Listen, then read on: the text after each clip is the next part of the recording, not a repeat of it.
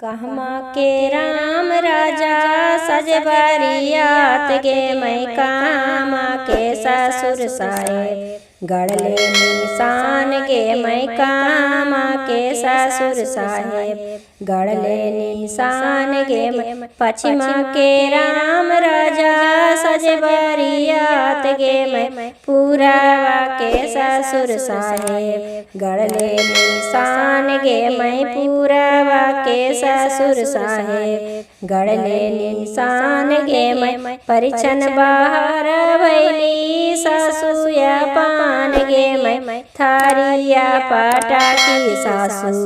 ठोकली के बाड़ गे मैं थारिया पटाकी सासू ठोकली के बाड़ गे मैं दिया मोरी लाई का जा मैया आधी बैस गे मैं दिया मोरी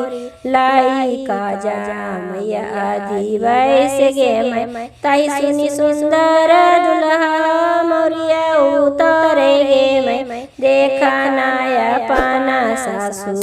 उमरा हमार गे मैं देख ला नया पाना सासू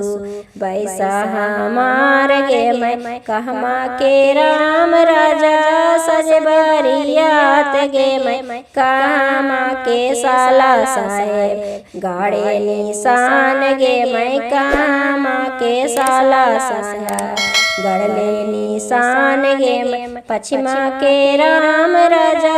सज बरियात गे मैं पूरावा के ससुर साहेब गढ़ले निशान गे मैं पूरावा के साला साहेब गढ़ले निशान गे मैं परिछन बाहर भैली सरहरिया पान गे मैं थारिया पटाकी सरहद ठोकले के बाड़ गे मैं थारिया पटाकी सरहद ठोकले के बाड़ गे मैं। इस वीडियो को देखने के लिए बहुत बहुत धन्यवाद। अगर आपको मेरे गीत संगीत के वीडियो पसंद आते हैं तो चैनल को सब्सक्राइब, वीडियो को लाइक और शेयर जरूर करें।